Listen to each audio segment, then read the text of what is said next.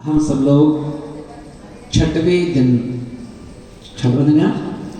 और आज छठवें दिन में जहाँ हम लोग 64 रिद्धि विधान के माध्यम से हम अपनी ही आत्मा की यात्रा करने जा रहे हैं। आत्मा की यात्रा इसलिए कि रिद्धि सिद्धियां जो होती हैं वो आत्मा में होती हैं।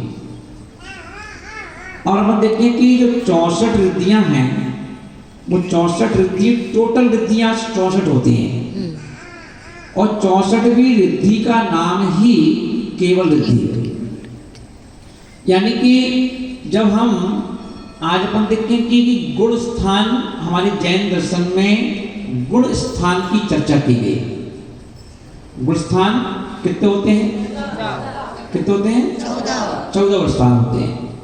ये अब ये तो सबको मालूम है। जब अपन देखते हैं कि हम किसी का मकान फर्स्ट फ्लोर पर है और फर्स्ट फ्लोर पर है और उसको अपने फर्स्ट फ्लोर पे जाना है तो उसे कम से कम 10-15 सीढ़ियां चढ़ना पड़ती है और 10-15 सीढ़ियां चढ़ने के बाद वह अपने फर्स्ट फ्लोर में पहुंच जाता है। बिना सीढ़ी चढ़े फर्स्ट फ्लोर में नहीं पहुंचता। किसी का मकान सेकंड फ्लोर पर है तो उसे कम से कम 25 सीढ़ियां कम से कम, है ना, तो उसको चढ़ करके ही फिर वो वहां पहुंचता है। किसी का थर्ड फ्लोर पर है तो कम से कम नहीं तो 30-40 सीढ़ियों के लगभग उसे चढ़ना पड़ेगा। अब अपन ये देखें कि चढ़ने का मतलब कि जितनी जितनी ऊंचाई पर आपका मकान है उतनी सीढ़ियां आपको चढ़ना पड़ेगी। अब अपन देखें कि जो सिद्ध परमेष्ठी हैं वो कहाँ रहते हैं? थोड़े जितना बड़ा लोक है 14 राजू का, कितने राजू का?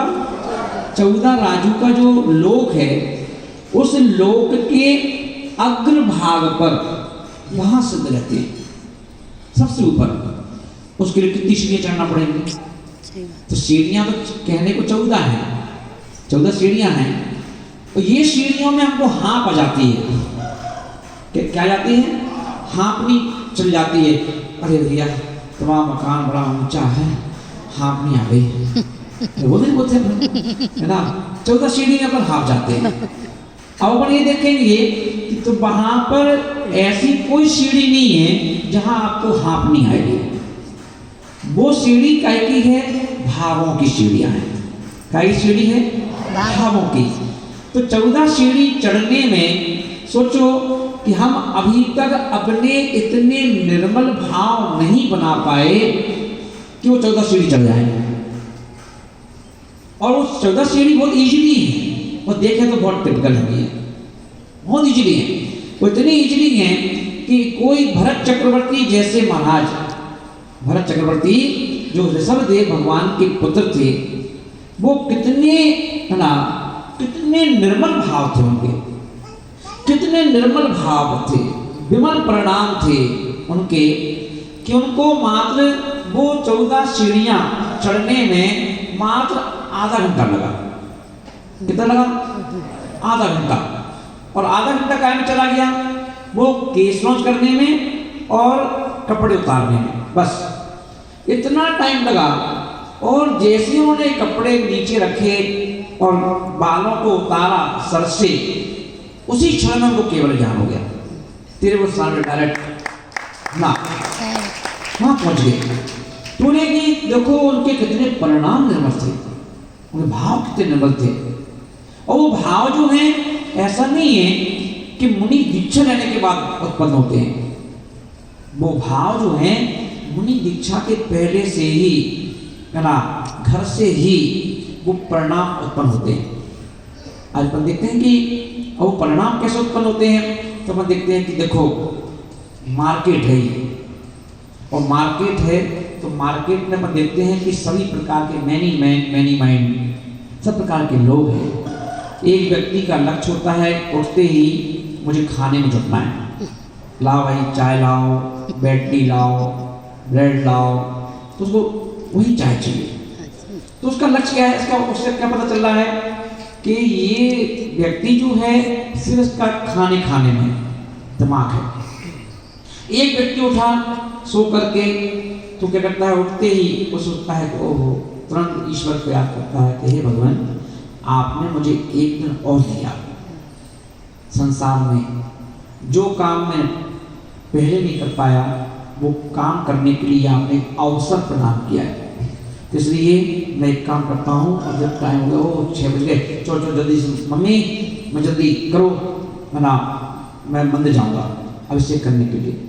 देखो एक व्यक्ति प्रणाम में आता है कि नहीं, एक का चाय पे दिमाग गया, एक का उसको वहाँ बैठे बैठे लेट के उठा ही था कि भगवान दिख रहे हैं, मैं अभिषेक करने जा रहा हूँ, है ना।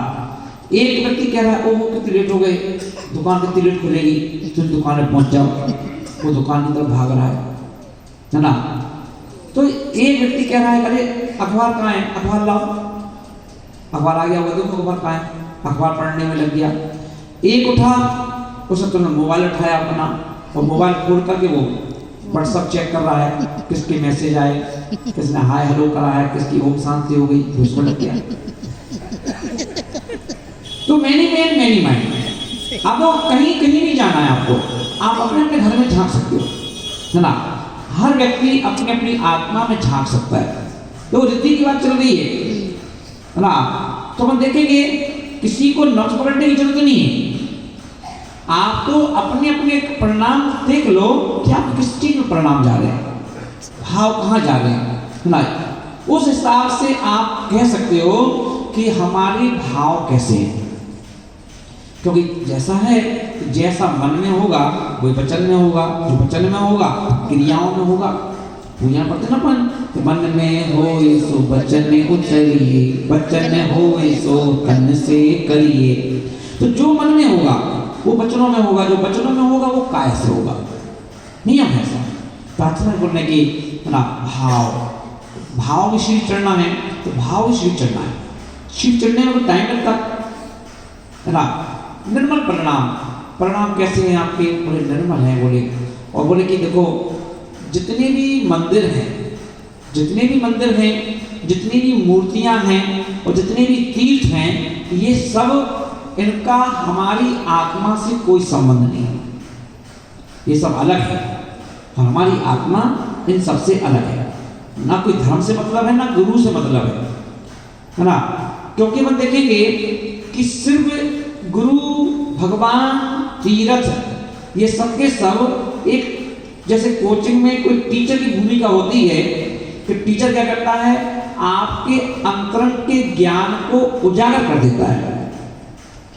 भाई एमबीए करना है बच्चे को, आप कोचिंग में गए, उसने क्या किया, वहां पर जो लेक्चर्स दे रहा है वो आपको 1-2 घंटे 3 घंटे में ब्लैक बोर्ड पर बता रहा है, तो क्या किया, ज्ञान तो आपके अंदर था, उसको उजागर कर दिया। अब समझ में आ गया, उन्होंने पूछा भाई ऐसा कुछ समझ में आ गया, हाँ, है ना, लो आपको समझ में आ गया। तो पेपर किसने दिया, आपने दिया। लिखा किसने, पेपर में आपने लिखा, तो डिग्री किसको मिली, आपको मिल गई।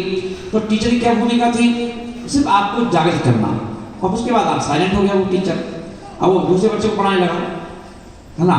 तो ऐसे ही गुरु की भूमिका है कि गुरु, भगवान और तीर्थ, इनका सिर्फ एक उपयोग करना है, बाकी तो सारा कार्य हमारा खुद का है, हमें खुद करना है। कि आपके परिणाम कितने निर्मल बना सकते हो, है ना, भाव कितने निर्मल बना सकते हो, कितनी सहजता ला सकते हो, कितनी सरलता ला सकते हो, कितना विनयाचार ला सकते हो, कितना, है ना, आप पाप भीरुता ला सकते हो। तो ये सारी की सारी चीजें किसके हाथ में है, वो अपने हाथ में है, वो किसी दूसरे के हाथ में नहीं। तो अपन ये देखेंगे, एक व्यक्ति कह रहा है कि यार मैंने आज हरि का त्याग कर दिया है, एक व्यक्ति कहते पागल है, जैसे अरे हरि का त्याग कर दिया, सब्जियों में हरी है, बताओ, फल में हरी, जूस हरी, क्या तूने हरी छोड़ दिया, थे पागल है हैं, अरे जूस पीता है यार, कभी कभी मिलता है, पागल हो क्या। तो बताओ, तो ज्ञानी जी कह रहा है कि बताओ क्या सारी जिंदगी जूस जीने के लिए जन्म दिया अपन ने क्या है, अरे कहीं मरते समय जूस नहीं मिला तो फिर क्या करोगे, तो जूस ही जिंदगी है क्या है, क्या कभी अपन देखा नहीं। क्योंकि कभी कभी देखो बोलने वाला क्या बोलता है। एक महाराज जी हमारे संग में हैं, अभी भी हैं, तो वो क्या करते थे कि जब आहार करने जाते थे चौके में, तो उनकी आदत क्या थी कि वो जल्दबाजी में भोजन करते थे। जल्दबाजी में किसी ने गिलास रोटी का टुकड़ा उनकी अंजलि में रखा और 3-4 लोग खड़े हैं सब्जी लेकर के। दाल वाला सोच रहा है कि 1 चम्मच हम दाल दे देंगे, एक व्यक्ति सोच रहा है कि हम टमाटर दे देंगे, एक व्यक्ति सोच रहा है कि हम तोरे दे देंगे, एक सोच रहा है कि पनीर दे देंगे हम। अब वो जिसने भी पहली चम्मच रख दी सब्जी की, और उनसे इतनी सब्र नहीं होती थी कि 3 चम्मच के लिए और रुक जाए। जब तक 3 सोचेंगे तब तक तो वो गिलास अंदर, और जल्दी जल्दी उन्होंने क्या किया, रपट्टे मारे और मतलब 2-4 रोटी का वो तुरंत कब पता चला अंदर चली गई और पता पटला। अब एक दिन गुरुजी के साथ आपका आहार हुआ, गुरु चेले का दोनों का साथ हुआ। और गुरु चेले का जब भी आहार साथ में होता है तो गुरु की नजर रहती है चेले के ऊपर, और इस टाइप क्या है खाने की, कैसे खा रहे हैं, क्या कर रहे हैं, है ना, वो पूरी नजर रखते हैं गुरु। तो गुरु जी के साथ जब उनका आहार हुआ तो गुरु जी की दृष्टि पर पड़ी, उन्होंने देखा बीच बीच में, हाँ भाई कैसा आहार हो रहा है। जब वो लौट के इरियापत होती है तो उसमें प्रतीकमण होता है, लौट के सारे साधु आ जाते हैं तो एक दूसरे पूछते हैं, अच्छा से पूछते हैं, हाँ भाई तुम्हारा आहार कैसा हुआ, तुम्हारा आहार कैसा हुआ, पूछते हैं। सब साधु हम लोग बैठे थे तो उन साधु का नंबर आया, आपका आहार कैसा हुआ, ठीक है नंबर आया। अरे यार एक बात बताओ, क्या घर में तुमने कभी रोटी नहीं खाई, या तुम्हें घर में रोटी खाने को नहीं मिली, या पहली बार रोटी खा रहे हो। हम लोग सब चौंके में, कैसी बात कर रहे हैं महाराज ना, तो क्या बोल दी। तो बोले महाराज से कि जी बताओ, ऐसे रोटी खा रहे हो तो लोग सोचेंगे तो कभी रोटी मिली नहीं खाने को। अरे कम से कम एक गिलास हाथ में है तो 4 लोग खड़े हैं सब्जी खाने को, तो एक ही बार सबकी सब्जी ले तो ले हैं, फिर आराम से चमा चमा खाओ। कैसे जल्दी हो रही है, 2 घंटे का समय है खाने के लिए, आपको आराम से खाओ, है ना। तो वो बेचारे क्या कहते हैं, सब समझ आए, है ना। हम लोग देखो बताओ गुरु जी कैसे नजर रखते हैं, कैसे चबा रहे हो। और एक महाराज जी थे वो मुंह खोल के चबाते थे,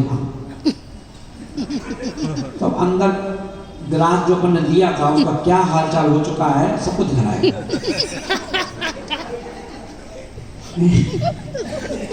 तो गुरुजी बोले क्यों भाई साहब, अब तो मैं तो सोचता था कि खाली लड़कियों को ही ताने सुनने को मिलते हैं। वो महाराज को एक महाराज जी वैसे खाते थे तो आचार्य से उससे बोले, तुम्हारी मम्मी पापा ने क्या खाना नहीं सिखाया तुम्हें, कैसे खाया जाता है।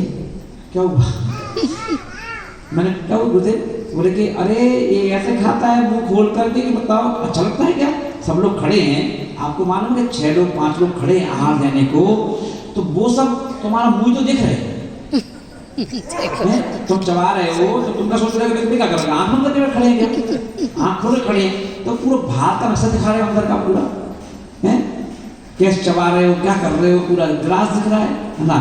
भैया मुंह खोल नहीं, मुंह बंद करके खाओ, आराम आराम से खाओ, है ना। तो यहाँ भी मम्मी पापा को खाने मुझे तो डांट दिया उनको। तो बोलते थे कि बिल्कुल जो हर एक्टिविटी जो है, हर एक्टिविटी मोक्ष का हेतु है, हर एक्टिविटी, है ना।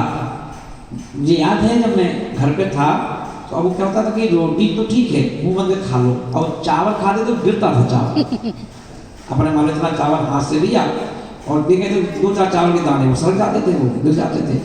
तो एक दिन मम्मी ने, माँ जो थी उसने क्या किया, मुंह में थप्पड़ मार दिया यहाँ। तो मैंने आप कैसी माँ हो, बच्चों को खाते समय मारती हो ना। बोले खाते समय इसलिए नहीं मारा, इसलिए मारा है कि चावल तक क्या को ले जाता, कम ले लो, 2 बार में खा लेना, चावल एक दाना भी नहीं देना चाहिए, ऐसे खाओ ना। बात सही ना, सिखाया। तो कहने का अर्थ है कि देखिए कि एक माँ अपने बच्चों को, चाहे वो लड़का हो चाहे लड़की हो, है ना, एक एक एक्टिविटी की शिक्षा देती है, और हर उस एक्टिविटी में, है ना, क्या छुपा होता है, धर्म छुपा होता है। मैंने एक दिन कहा था ना कि धर्म मंदिर में नहीं होता, धर्म एक एक क्रिया में आपकी, उठना बैठना खाना पीना हर चीज में एक्टिविटी। तो वो खाना पीना का पर देखें तो अचानक महाराज बोले, उनको बहुत डांटा, महाराज को क्या जल्दी खाते हो, है ना, सोच समझ खाओ, कौन सा भाग ये चीज, चौका है तुम्हारा, टेबल तुम्हारी, पूरा सामान तुम्हारा है, खाओ आराम से, कौन मना किया। तो एक एक एक्टिविटी हमारे परिणामों को निर्मल करती है। छोड़ो छोड़ो छोड़ो छोड़ो तो अच्छे से। तो एक एक क्या करती है वो एक्टिविटी, एक एक एक्टिविटी क्या करती है, हमारे परिणामों को निर्मल करती है, तो हमारे भावों को निर्मल करती है, हमारे विचारों को निर्मल करती है, हमारे व्यवहार को निर्मल करती है।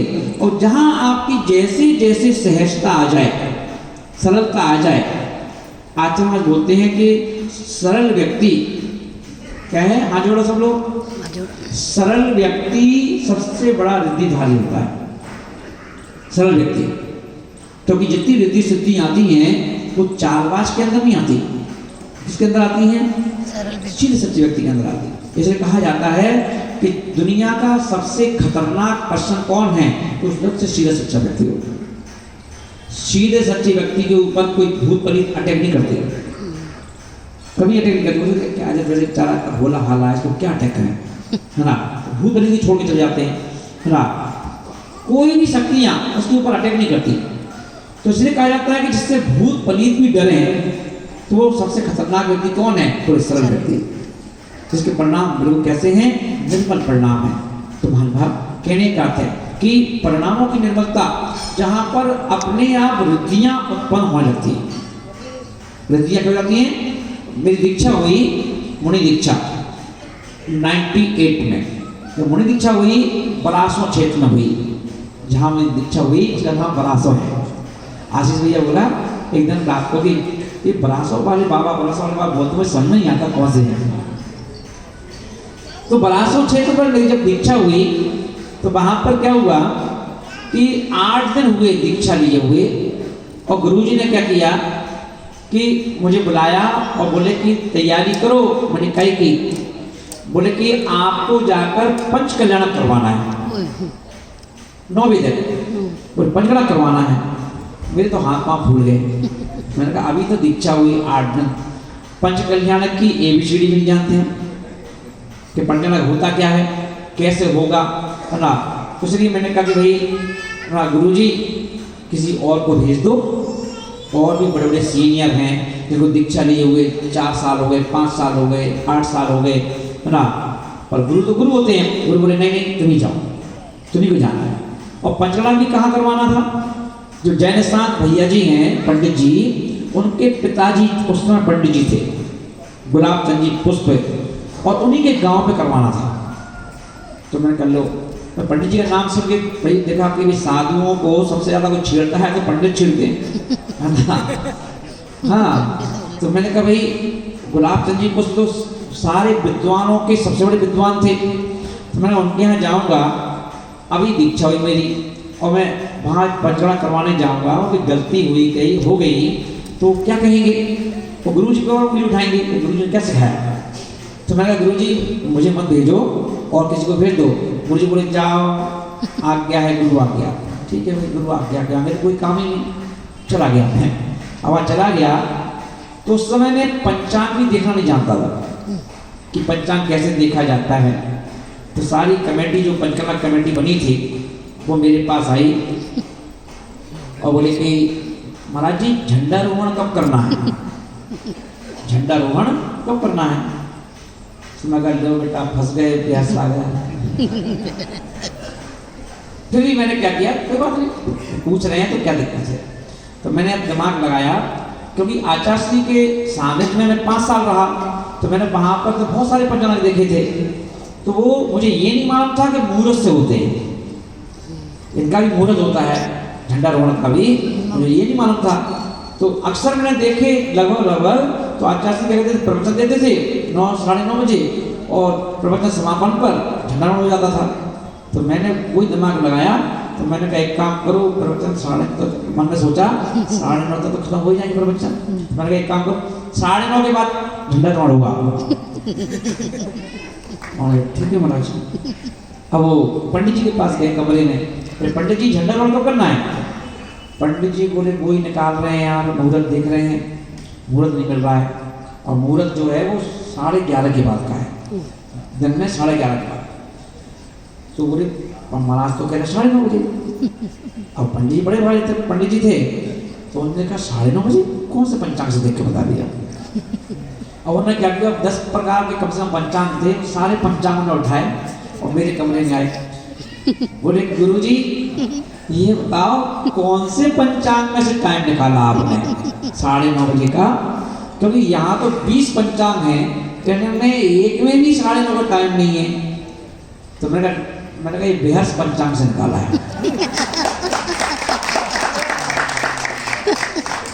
तो ये जो कहाँ मिलेगा हमें तो दिखा दो, हमें जो मिलेगा नहीं ना दिखेगा जो अंदर है। तो बोले ठीक है। तो मैं बोले असल में क्या है, इनमें कोई मुहूर्त ही नहीं है 11:30 का।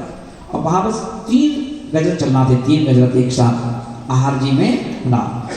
तो मैंने कहा कि उन्होंने जब कहा तो मैंने कहा बेहद सागर जी पहला का पंच कल्याण आ गया अपना मुनि दीक्षा के बाद, कोई गड़बड़ ना हो। मैं पंडित जी का पंडित जी अब देखो तो आप 11:30 के तो 11:30 को कर दो, कोई दिक्कत नहीं है ना। पर पंडित जी विनयशील थे बहुत। बोले कि नहीं महाराज, नान था मुनि भाषण, मुनि के भाषण जो मुंह से निकल जाते हैं वो सकल रिद्धिधारी होते हैं मुनिराज, तो सहज होते हैं, सरल होते हैं। और उन्होंने कह दिया है 9:30 तो 9:30 बिल्कुल पत्थर की लकीर है ना। अब ये मुहूर्त कुछ काम नहीं करेंगे, क्योंकि मुनि जो बोल देते हैं मुंह से वो शब्द ही मंत्र बन जाते हैं, और जहाँ बैठ जाते हैं वो तीर्थ बन जाते हैं। तो करो इसी में होगा। अब मुझे डर लग रहा था कि पहला पंचला में गड़बड़ ना हो जाए, है ना। पर वो शानदार पंचला हुआ। तो उन्होंने बताया कि जी मुनि महाराज बहुत बड़ी शक्ति है, आप मुनि हो, बहुत बड़ी शक्ति है, आपने जो मुंह से बोल दिया वो मंत्र है ना। तो कहने का था कि सहजता सरलता जहाँ पर आ जाए वहाँ पर अपने आप रिद्धि सिद्धियाँ आने लगती हैं। रिद्धि सिद्धियों के लिए अलग से कुछ करने की आवश्यकता नहीं है, सिर्फ आपको क्या करना है, सारा का सारा वर्क जो है अपने ऊपर करना है। 2 प्रकार के वर्क होते हैं ना, एक हार्ड वर्क होता है और एक स्मार्ट वर्क होता है। तो बोले कि मोक्ष मार्ग के लिए हार्ड वर्क करने की आवश्यकता नहीं है ना। वैसे तो हार्ड वर्क कहीं किसी फील्ड में नहीं करना चाहिए, है ना। फिर हार्ड वर्क तो मजदूर लोग करते हैं बेचारे, तो वो फिर भी कहाँ पैसे वाले होते हैं, है ना। स्मार्ट वर्क करो, और स्मार्ट वर्क करते तो जितनी जितनी ऊंचाइयों की ऊंचे जो पदों पर जाएंगे अपन, वहाँ स्मार्ट वर्क है। बुद्धि लगाओ, पैसा कमाओ, है ना। देखते ना बड़े बड़े दलाल हर फील्ड में है, कौन सा सामान बेचना है, किसको बेचना है, वो क्या करते हैं, इसका माल उसको बेच दिया, उनको घरवा और दोनों से पैसे ले लिए ना। अपना ऑफिस ना कुछ, फोन में काम हो गया और पता करोड़पति अरबपति, है ना। तो अगर ये देखें स्मार्ट वर्क, जितना आप स्मार्ट वर्क करेंगे, ज़्यादा मेहनत नहीं करना है आपको, है ना। स्मार्ट वर्क करो, और स्मार्ट वर्क करके आप अपनी आत्मा को क्या करना, बैठे बैठे ना कोई आपको द्रव्य चाहिए, ना आपको हवन चाहिए, ना आपको फल चाहिए, कुछ नहीं चाहिए आपको। आप सब क्या करो, अगर एक मुनिराज के लिए कहा गया कि मुनिराज यदि बैठ करके आंखें बंद करके अगर 15 मिनट भी बैठ जाएं तो धमाका कर दिया, इतना कह दिया। मुनिराज यदि खड़े होकर के 1 घंटे की सामायिक कर लें तो कितने अनंत गुणी कर्मों की नजरा कर लेते हैं, बहुत बड़ी शक्ति है ना। और उनकी जो कर्मों की नजरा होती है मुनिराज की, वो इतनी जल्दी होती है कि पूरी दुनिया के लोग एक उपवास कर लें, एक नहीं 1000 उपवास कर लें, जितनी नजरा नहीं कर पाएंगे उतनी अगर मुनिराज सहज सरल बिल्कुल हैं, विनयी हैं, तो एक उपवास कर लेते हैं। इतनी नजरा, इतना प्रभाव मुनिराज का होता है। क्यों? मुनि मन सम उज्ज्वल नीर प्रासुक नीर भरा, और कि मुनि के मन के समान जल लेके आया भगवान। भगवान से क्या बोल रहे हैं कि जैसा मुनि का मन होता है वैसा जल हम आपके चरणों में समर्पित कर रहे हैं ना। तो कैसे मुनिराज होते होंगे, है ना। तो वो रिद्धिधारी होते हैं, रिद्धिधारी। तो रिद्धि कितनी होती है? 64। और रिद्धियां किससे बढ़ती हैं? गुण स्थान से। किससे बढ़ती हैं? गुण स्थान से। किसको बढ़ती हैं? मुनिराज को। किसको बढ़ती हैं? मुनिराज को। मुनिराज को सीधे सीधे बढ़ती हैं और आप लोगों के पास अंश रूप में होती है। अंश रूप में यदि आप पूछ देखिए, बताऊं, घर को आप चिकित्सालय बना सकते हो। घर को चिकित्सालय, जहाँ किचन है, उस किचन में आप नहा धो करके बनाएं। पहले किचन में जा करके चारों दिशाओं में घूम करके 9 बार नमो कारम पढ़ो, उस किचन में खड़े होकर के, है ना। फिर चारों दिशाओं के सब देवी देवताओं को नमस्कार करो। नव देवता होते हैं ना, सबको नमस्कार करो। नव देवता वाला कोई देवी देवता नहीं, ये इंदौर के बहुत ज़्यादा ज्ञानी है। अरहंत उनको भी देवता कहा है। अरहंत, सिद्ध, आचार्य, उपाध्याय, साधु, जिन धर्म, जिन आगम, जिन चैत, जिन चैत्यालय, गोविंदो ना, उनको नमस्कार करो चारों दिशाओं में घूम करके। और फिर जल लेकर के एक कटोरी में, और जल लेकर, और उस जल से क्या करें, घूम करके चारों तरफ जल छिड़क दो। किचन में जल छिड़क दो, और जल छिड़क करके, और अब क्या करें ना, अब शुरुआत करें 9 बार नमो कार मंत्र पढ़ करके, है ना। अब भोजन जो है उसको बनाने की शुरुआत करें। और फिर देखो आप, अब जल उपयोग करना है। जल लेकर के एक जग पानी ले लो, और एक जग पानी में ये 64 रिद्धियां जो हैं, इन 64 रिद्धियों को पढ़ दो। 64 रिद्धियों को पढ़ दो, और फिर अब उस पानी से अब आप सब्जी बनाओ, रोटी बनाओ, जो भी बनाना है वो बनाओ ना। फिर आप देख लो, 8 दिन करके देख लो।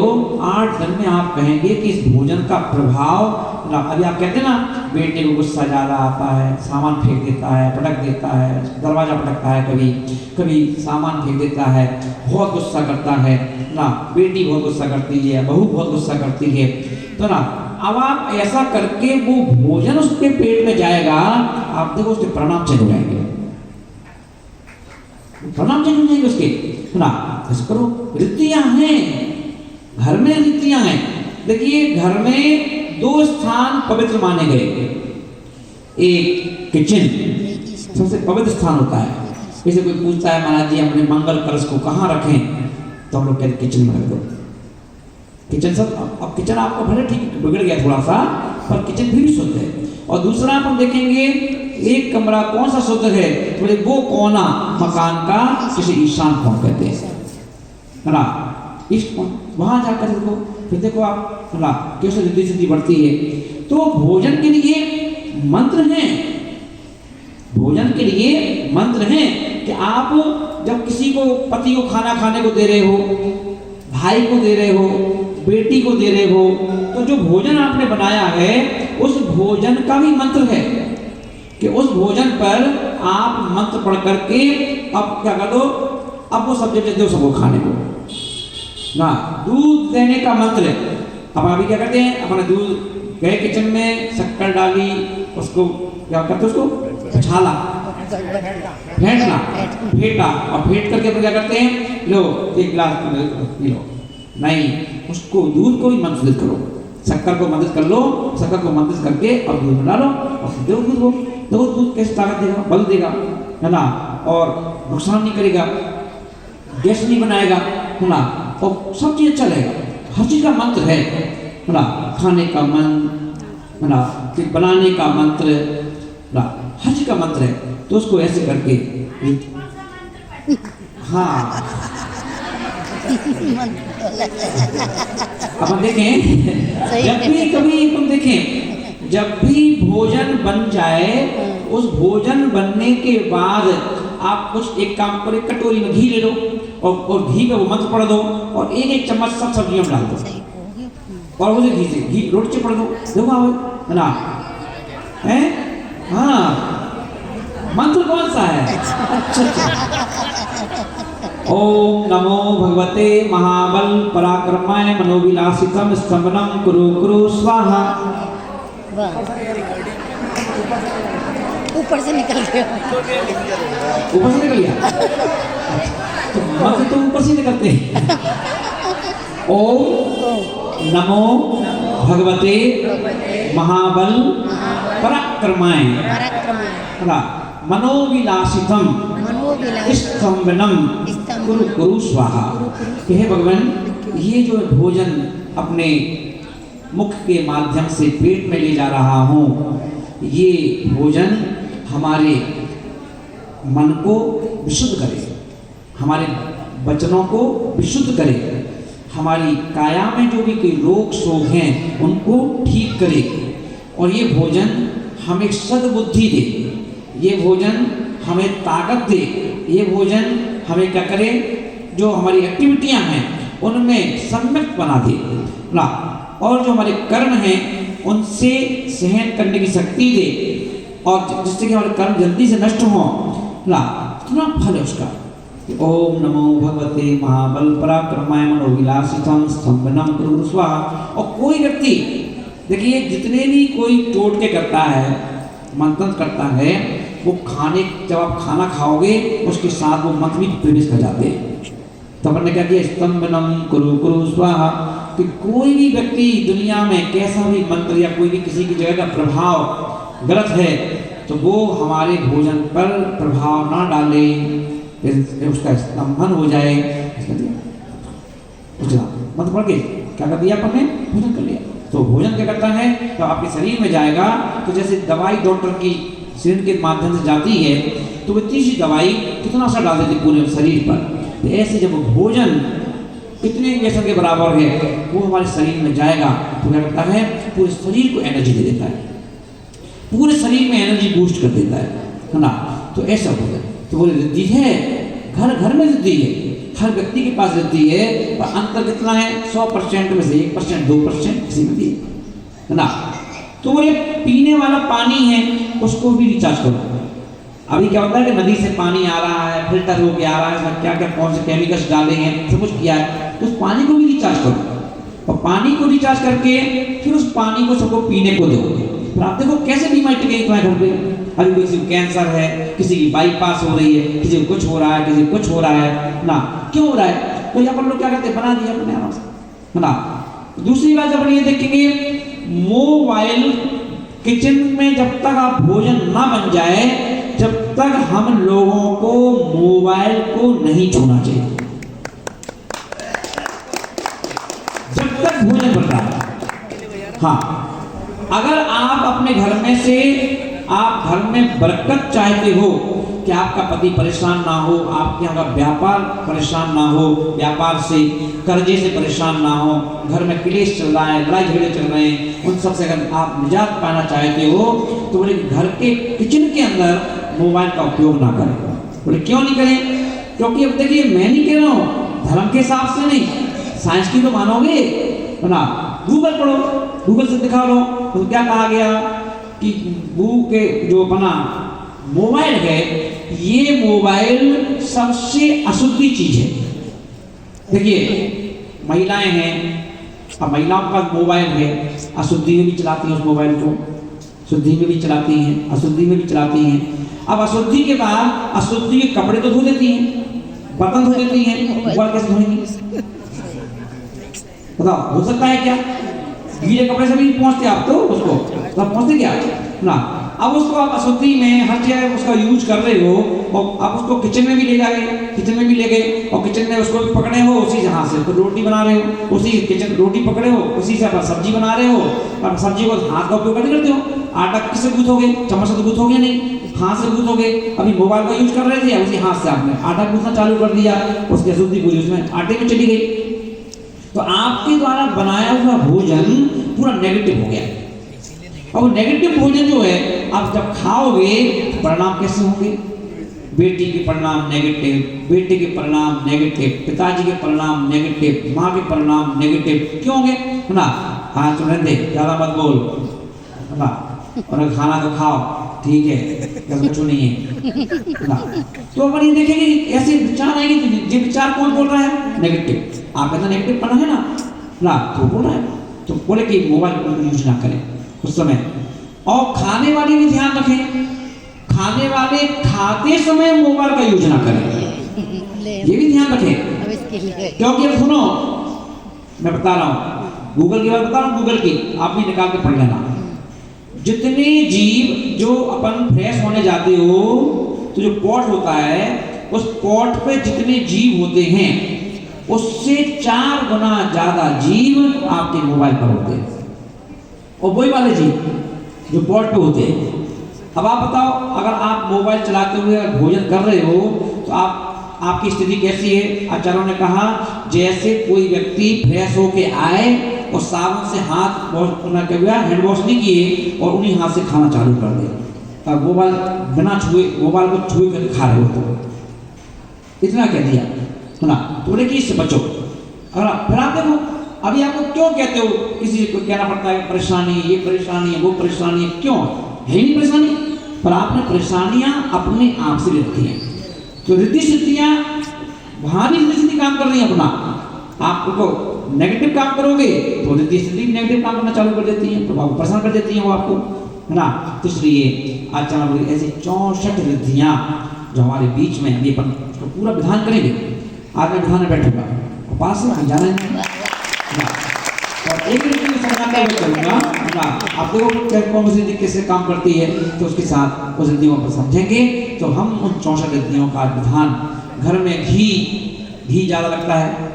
अब कई एक बहू ऐसी है कि आधा पाव, मतलब एक पाव घी में कितनी पुड़ियाँ बना दे और फिर भी कहते घी बच गया।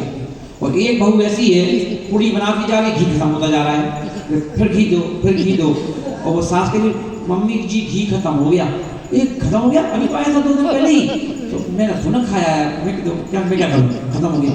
तो तेरे हाथ में बरकत ही नहीं है ना, रिद्धि सिद्धि नहीं है। तो रिद्धि सिद्धि क्यों आएगी, कब आएगी? जो मैंने बताया ना, जब आप ये काम चालू कर दोगे। बिना नहाए किचन में मत जाओ कभी भी।